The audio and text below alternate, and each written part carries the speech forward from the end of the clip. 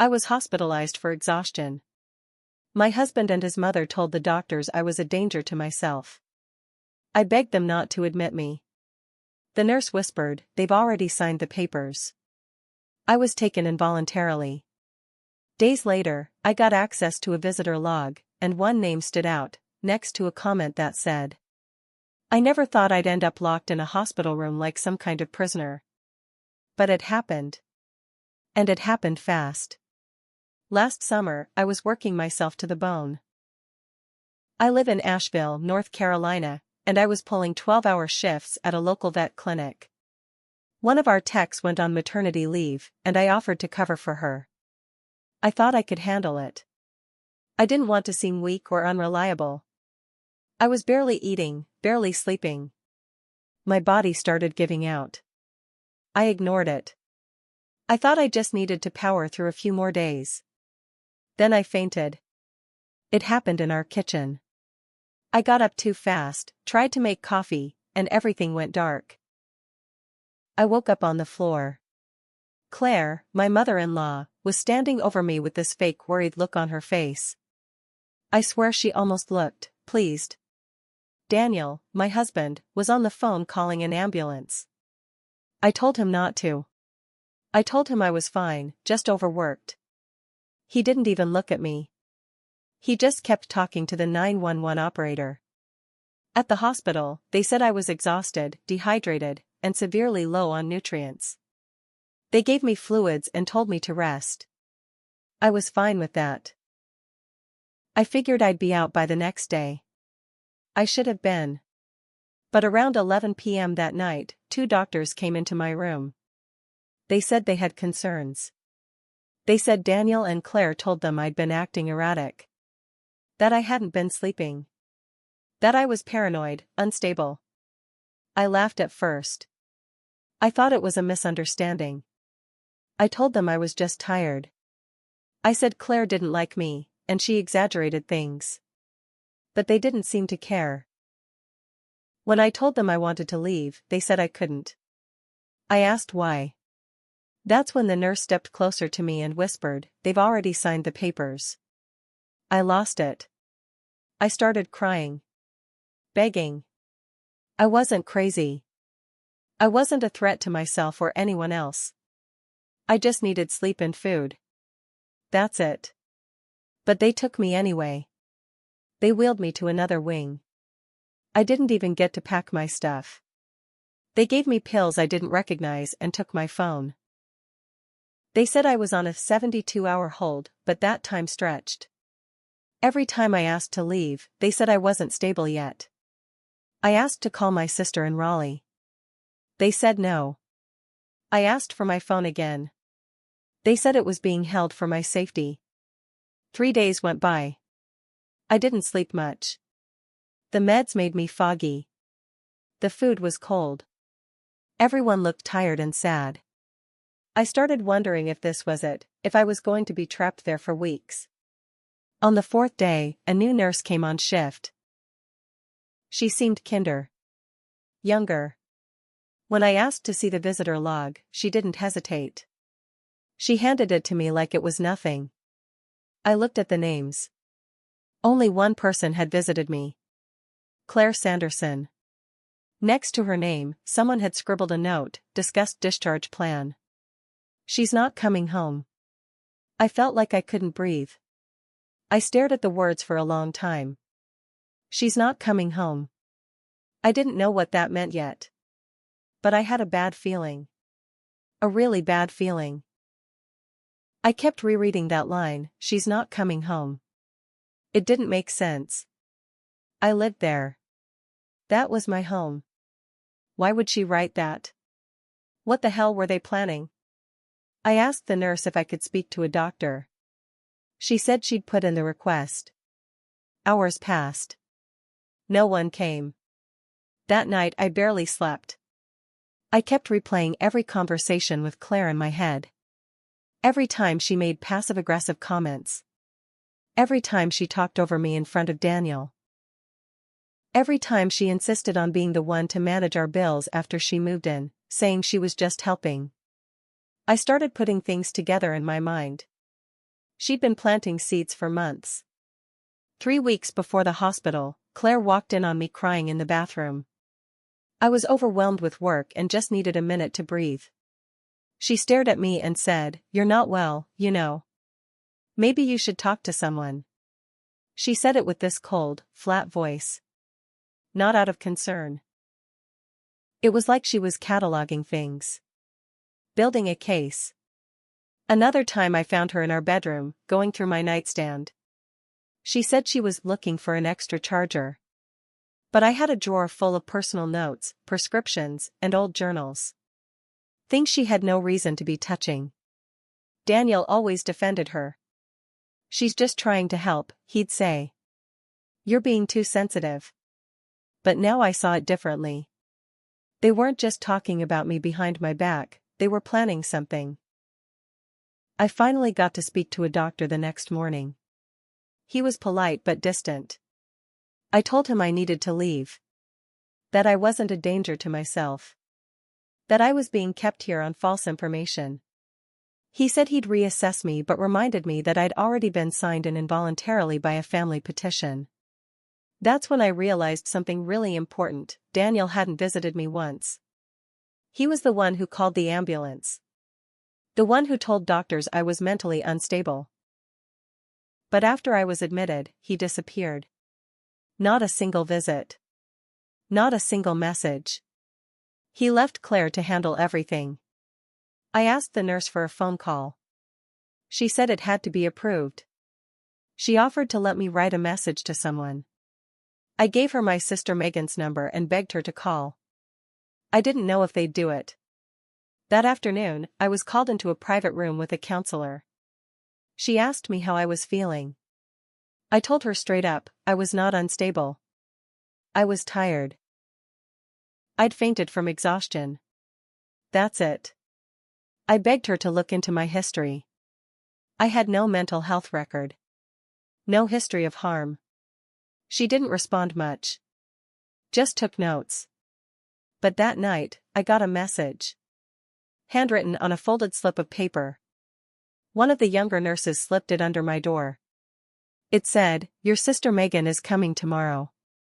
She's mad. I didn't see your husband's name on your emergency contact form. Just hers. Thought you should know." I nearly cried. If Megan was coming, I had a chance. I had someone on my side. The next morning, I sat by the small window near the hallway, staring at the door like a dog waiting for its owner. My hands were shaking. Around 10:30 a.m., I heard raised voices at the front desk. One of them was unmistakably my sister Megan. She doesn't yell unless someone really crosses a line. I saw her through the small glass panel. She looked furious. Her hair was messy, like she got in the car and didn't even stop to brush it. She was arguing with the staff. Then one of the doctors came out to talk to her. 10 minutes later, they finally brought me to a visitation room. Megan was already seated, arms crossed, eyes locked on the door like she was ready to kill someone. When I walked in, she stood up and hugged me so hard I thought my ribs would crack. "Oh my God," she whispered. "What the hell is going on?" I broke down. I told her everything. About how I collapsed from exhaustion. About how Daniel and Claire told the doctors I was a danger to myself. About the forced admission. About the note Claire left in the visitor log. "She said I'm not coming home," I whispered. Megan pulled back and looked at me with fire in her eyes. "Over my dead body." She stayed with me for 2 hours. When she left, she told me she was going straight to our house to see what was going on. That's when the next twist hit. That night, one of the night nurses, the same one who'd slipped me the note, came to check my vitals.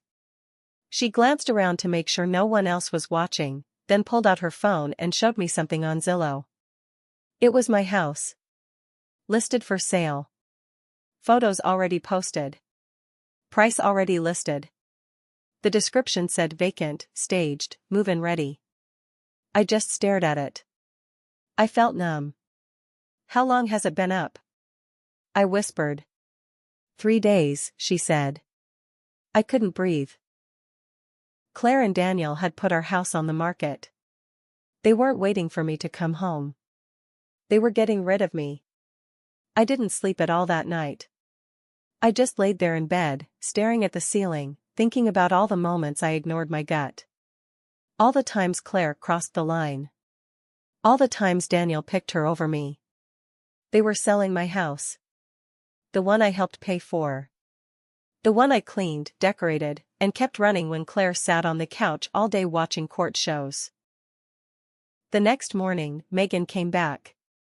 She looked like hell, no makeup, same clothes, but she had a new look in her eyes.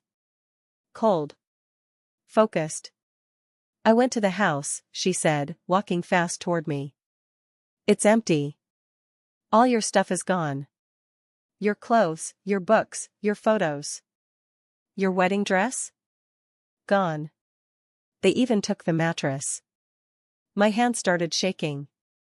She pulled out her phone and showed me pictures. The whole place looked staged. New pillows. Fake plants. Even new art on the walls. Where's my stuff? I asked. She shook her head. Garage is locked. Back shed is locked. They won't answer my calls. We pushed hard.